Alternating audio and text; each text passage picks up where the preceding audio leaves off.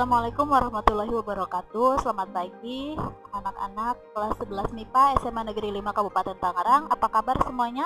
Selamat datang di semester 2 ya, tahun ajaran 2020-2021. Nah, anak-anak, Ibu sangat berharap sekali kalian semuanya di rumah ya tetap semangat menjalani pembelajaran jarak jauh ini ya, walaupun kita belum bisa bertatap muka secara langsung di sekolah, tapi kita masih bisa menjalani pembelajaran secara online.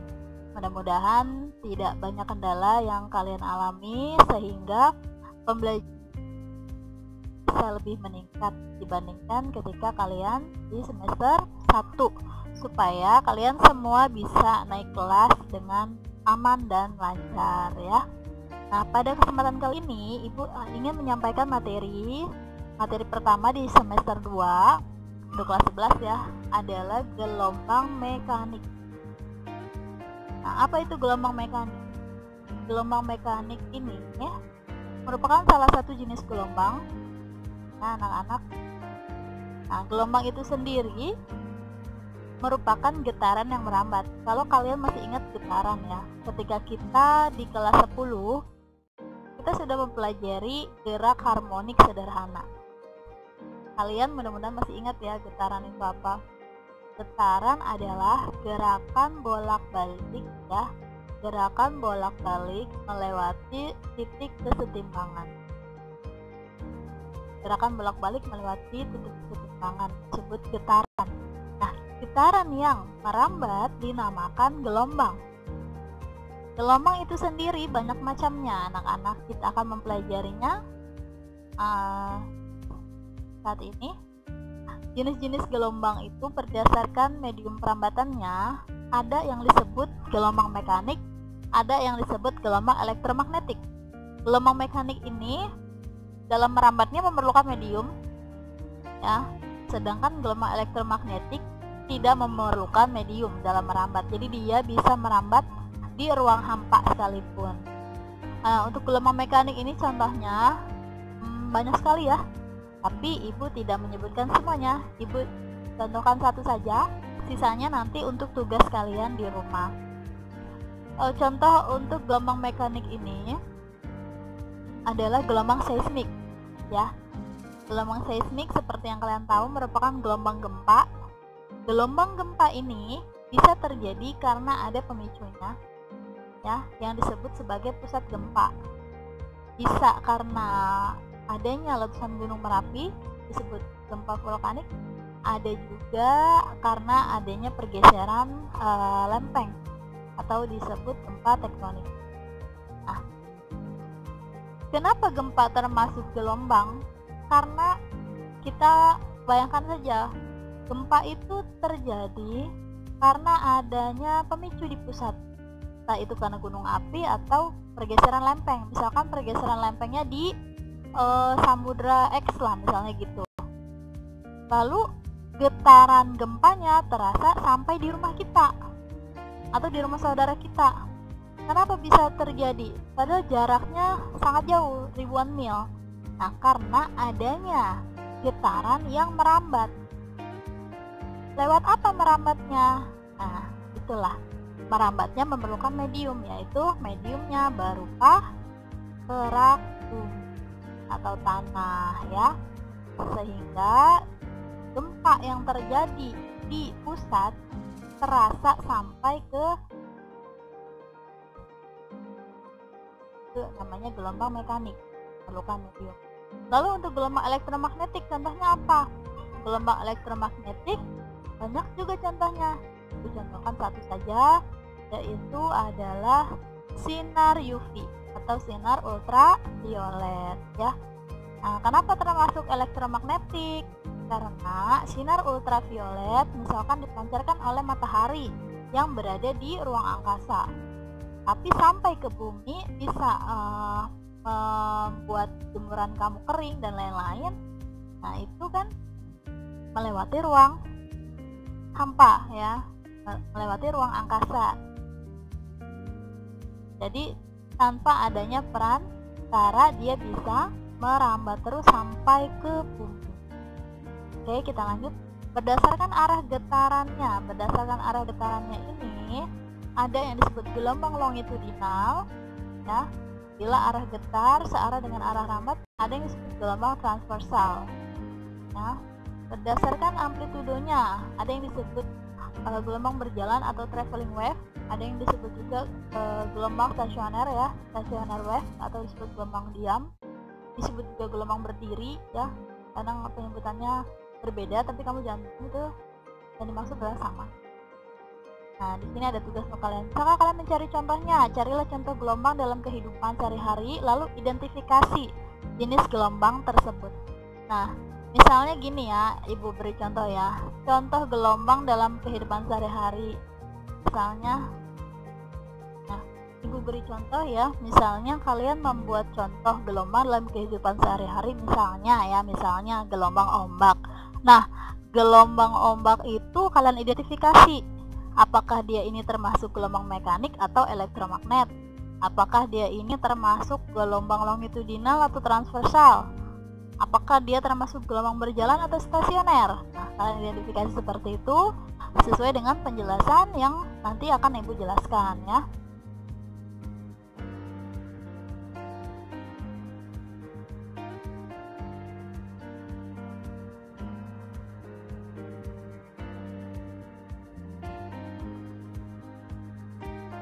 Ya, ini penjelasannya ya. Gelombang mekanik merupakan gelombang yang membutuhkan medium dalam merambat ya. Jadi kalau tidak ada medium, maka gelombang ini juga tidak akan terjadi ya. Nah, misalnya nih, kalian pasti pernah melihat film tentang astronot ya. Astronot yang bercakap-cakap di ruang angkasa. Mereka menggunakan ya helm astronot itu. Mereka menggunakan alat untuk bercakap-cakap karena tidak bisa kita misalkan berteriak di ruang angkasa ya, tanpa adanya alat, maka suara kita tidak akan terdengar oleh lawan bicara kita karena tidak ada udara sebagai medium. Contoh dari gelombang mekanik misalnya gelombang bunyi, gelombang tali, dan juga gelombang air laut. Yang berikutnya adalah gelombang elektromagnetik, yang tadi sudah Ibu jelaskan bahwa gelombang elektromagnetik ini tidak memerlukan medium dalam merambat. Nah, untuk gelombang transversal ini arah getarnya tegak lurus dengan arah rambatnya. Jadi misalnya bergetarnya vertikal, maka merambatnya horizontal, arah rambatnya horizontal. Misalnya bergetarnya horizontal, arah rambatnya vertikal ya. Ini arah getarnya tegak lurus dengan arah rambatnya. Ini kalau yang digambar ini bergeraknya ke atas ke bawah membentuk. Kalau bergetar ke atas dia membentuk bukit, ke bawah membentuk lembah. Terus seperti nah, dan merambatnya secara horizontal ke arah kanan. Anak-anak makanya disebut sebagai gelombang transversal. Nah, di gelombang transversal ini ada yang dinamakan sebagai amplitudo. Amplitudo ini merupakan simpangan terjauh pada suatu gelombang atau disebut juga tinggi puncak atau rendah lembah. Nah, seperti itu. Simpangan terjauh pada suatu gelombang ya, itu disebut sebagai amplitudo. Ada yang disebut sebagai lambda. Lambda ini adalah panjang gelombang. Apa sih panjang gelombang itu? Panjang gelombang adalah panjang satu bukit satu lembah. Nah, panjang satu bukit satu lembah. Terus satu bukit satu lembah itu disebut panjang gelombang. Nah, bisa juga jarak dari puncak ke puncak, dan juga jarak dari lembah ke lembah. Nah, itu yang disebut dengan panjang gelombang atau lambda. Oke, kita lanjut. Nah, gelombang longitudinal. Gelombang longitudinal ini arah getarnya searah dengan arah rambatnya. Jadi dia bergetarnya kiri kanan, membentuk rapatan dan regangan, dan seterusnya. Merambatnya juga ke arah horizontal, itu ke kanan, bisa ke kanan, bisa ke kiri ya. Ini bergetarnya kiri kanan. Nah, panjang gelombang pada gelombang longitudinal ini didefinisikan sebagai jarak dari regangan ke regangan, bisa juga jarak dari rapatan ke rapatan, bisa juga jarak satu rapatan satu regangan. Untuk gelombang berjalan atau disebut juga traveling wave, anak-anak merupakan gelombang yang amplitudenya itu sama ya, sudut fasenya sama di setiap titik yang dilalui oleh gelombang. Nah, contohnya adalah gelombang air ya. Kita lanjut. Ada lagi yang disebut gelombang diam atau stationary wave. Yang itu adalah perpaduan antara gelombang datang dan gelombang pantul yang amplitudenya dan frekuensinya sama tapi arah rambatnya berlawanan, sehingga titik yang bergetar itu memiliki amplitudo maksimum yang disebut sebagai perut, sedangkan titik yang memiliki amplitudo minimum disebut sebagai simpul. Untuk gelombang berjalan dan gelombang stasioner ini akan kita pelajari pada bab berikutnya ya. Karakteristik gelombang.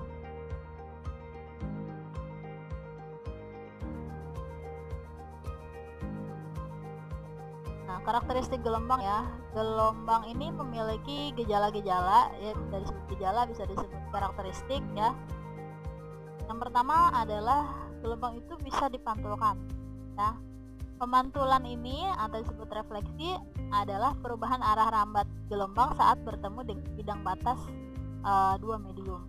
Misalnya gelombang cahaya kita arahkan ke cermin ya. Ketika dia diarahkan atau dia mengenai benda yang tidak bening, maka dia akan dipantulkan. Dimana ada hukum pemantulannya, yaitu sudut datang sama dengan sudut pantul ya. Sudutnya terhadap apa? Terhadap garis normal bidang. Ingat ya anak-anak, ketika ada info yang perlu kalian catat, silakan dicatat. Ibu ulangi ya. Sudut datang sama dengan sudut pantul. Nah, sudutnya dihitung atau diukur terhadap apa? Terhadap garis normal suatu bidang pantul. Misalnya cermin. Cerminnya diletakkan di atas meja. Nah, garis normalnya di mana? Garis normalnya tegak lurus cermin. Berarti dari ke atas itu garis normal. Nah, sudut datangnya misalnya 30 derajat terhadap garis normal itu, ya. 30 derajat terhadap garis normal itu. Maka sudut pantulnya juga 30 derajat terhadap garis normal, ya. Untuk pembiasan disebut juga refraksi, adalah pembelokan arah lintasan gelombang karena melalui dua medium yang berbeda. Contohnya, pensil yang kita masukkan ke dalam gelas berisi air, tapi airnya tidak menenggelamkan seluruh bagian pensil ya. Jadi setengah pensil ada di air, setengah pensil ada di udara, maka kita akan melihat seperti ada patahan. Nah, itu karena pembiasan. Yang berikutnya adalah pelenturan atau difraksi, yaitu penyebaran atau pelenturan gelombang saat melalui celah sempit. Ini bisa terjadi pada gelombang cahaya, bisa juga terjadi pada gelombang bunyi ya. Nah, misalnya pada gelombang cahaya, misalnya cahaya melewati celah sempit, maka ketika setelah melewati celah sempit itu dia akan menyebar lagi ya. Banyak contohnya di kehidupan sehari-hari. Untuk gelombang bunyi misalnya, kita ada di gang yang sempit, tapi suara kendaraan yang ada di jalan raya itu bisa melewati jalan sempit itu. Kita masih bisa mendengar suara-suara kendaraan di jalan raya semuanya.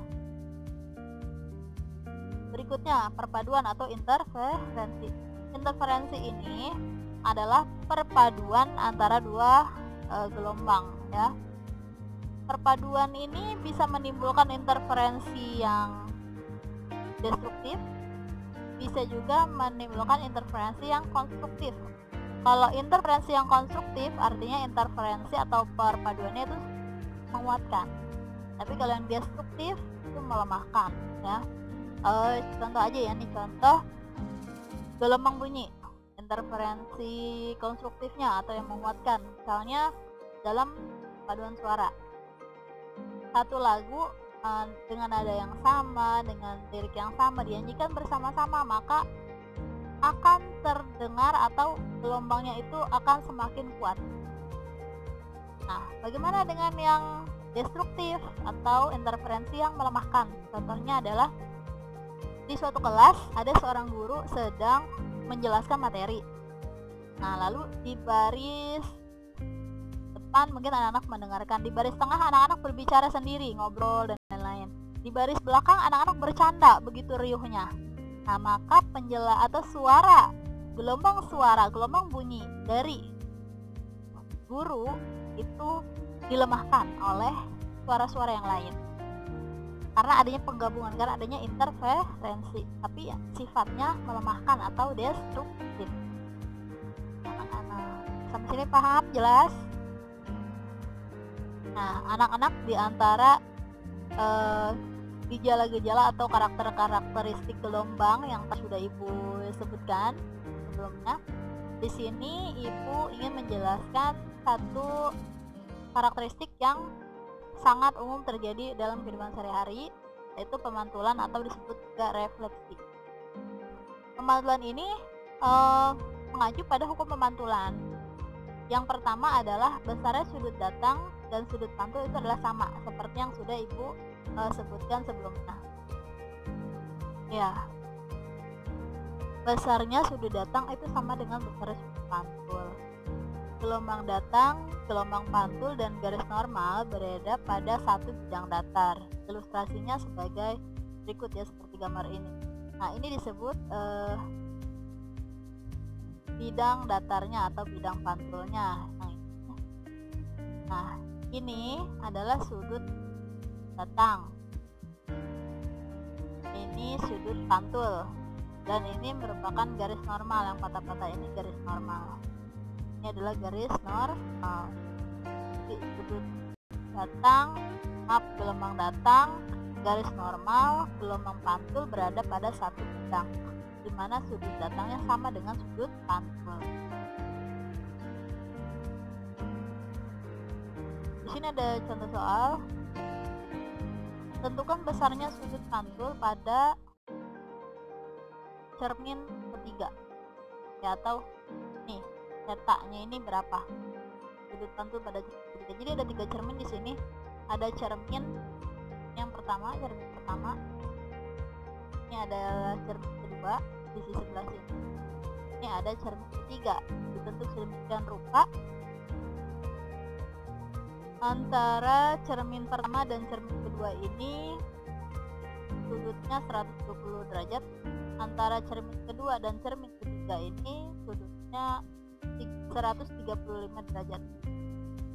Pertanyaannya, berapa theta? Berapa sudut pantul pada cermin ketiga? Nah, di sini diketahui sudut datang pada cermin pertama adalah 65 derajat. Lalu dipantulkan. Ya. Di sini kalau sudut datang ini sama dengan sudut pantul, artinya di sini juga 60 juga di sini. Ya. 65 sama ya. Kalau di sini 65, berarti penyikunya di sini berapa? Penyikunya adalah 25. Penyiku itu berarti membuat penyiku ya, sehingga mereka menjadi 90 derajat. 65 tambah 25 kan 90 ya. Nah, kalau kita perhatikan, kita bisa menentukan sudut di sini dengan cara mencari pelurus dari, bukan pelurus ya, dengan cara menjumlahkan sehingga jumlah total sudut dalam suatu segitiga ini adalah 180 derajat. 25 ditambah 120, 145. Maka di sini berarti sudutnya adalah, supaya 180, sudutnya adalah 35 ya. Ini adalah 35. Di sana berapa? Berarti penyikunya. Ini kan siku-sikunya. Penyikunya dengan garis normal itu 90, di sini berarti ada 55. Saya mesti 55 sudut datang di cermin ke 2, 55. berarti sudut pantulnya juga sama nih, yang 55. Juga penyikunya dari 55 ke 30. Nah, sudut ini adalah 135. 135 ditambah 35, 170. Sudut dalam segitiga total 180, maka di sini adalah 10.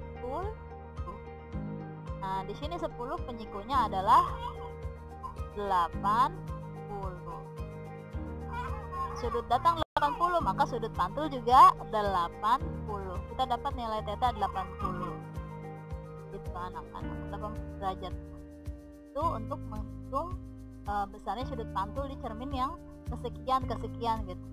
Tapi sebenarnya ada cara cepatnya, ya, ada rumus cepatnya, yaitu kalau ditanya sudut pantul pada cermin kesekian, kita tinggal mengurangi saja sudut yang dibentuk. Misalkan nih, sudut pantul cermin kedua, nah kita kurangi sudut yang dibentuk cermin pertama dengan kedua dikurangi sudut pantul cermin pertama. Sudut pantul cermin ketiga, nah berarti sudut yang dibentuk cermin kedua dan ketiga dikurangi sudut pantul cermin kedua, begitu. Misalnya nih, kan sudut pantul cermin pertama kan 65, kita dapat dari sini 65. Nah berarti sudut pantul cermin kedua, tulis ya, sudut pantul kedua sama dengan yang dibentuk kedua cermin berapa? 120 dikurangi sudut pantul yang pertama, nah dikurangi 65, itu sama dengan 50. Nah, ini derajat ya anak-anak, kalau derajat ya agak susah karena menggunakan mouse, menulisnya mouse isi, jadi agak. Nah berarti kita bisa dapatkan sudut pantul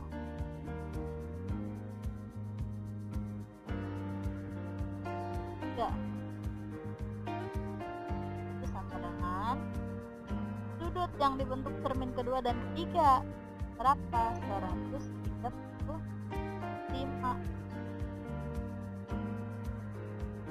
dikurangi SP2, dikurangi sudut pantul cermin kedua. Sudut pantul cermin kedua ini tadi berapa? 50.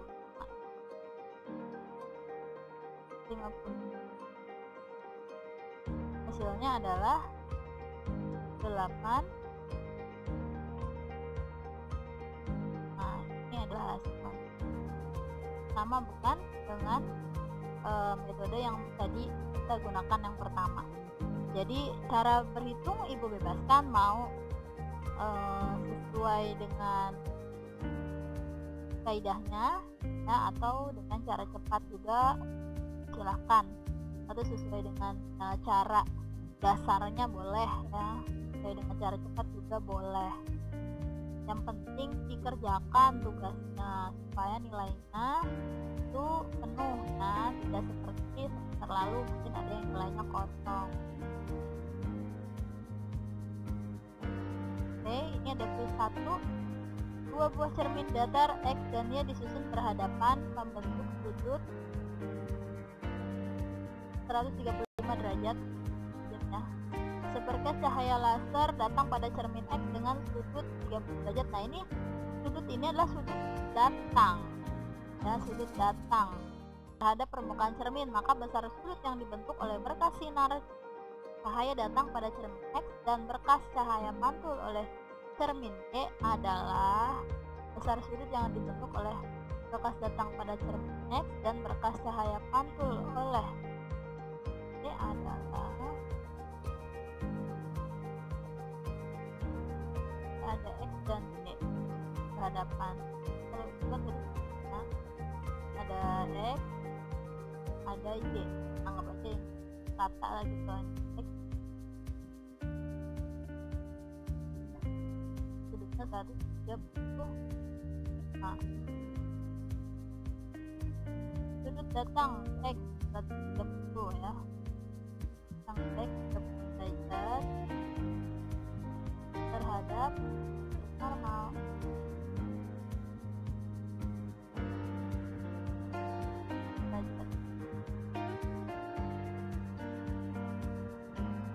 Ada pantulnya ya kan. Nah,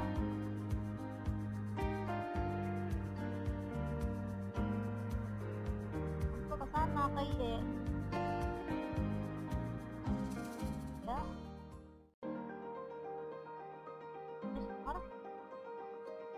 Pertanyaannya adalah besar sudut yang dibentuk oleh berkas cahaya datang, ini sinar datangnya, sinar datang X, dan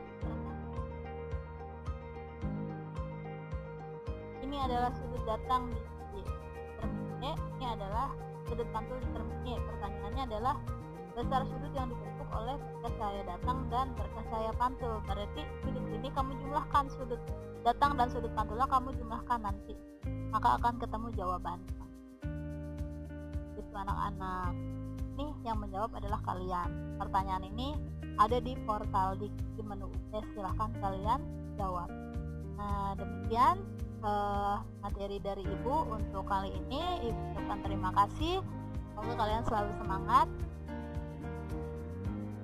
Jangan lupa mengerjakan materi US ya. Demikian dari Ibu, jika ada yang kurang jelas Ibu mohon maaf, dan silahkan kalian bertanya. Ibu persilahkan bertanya pada grup WhatsApp ya, 11 hebat. Ibu akhiri, wassalamualaikum warahmatullahi wabarakatuh.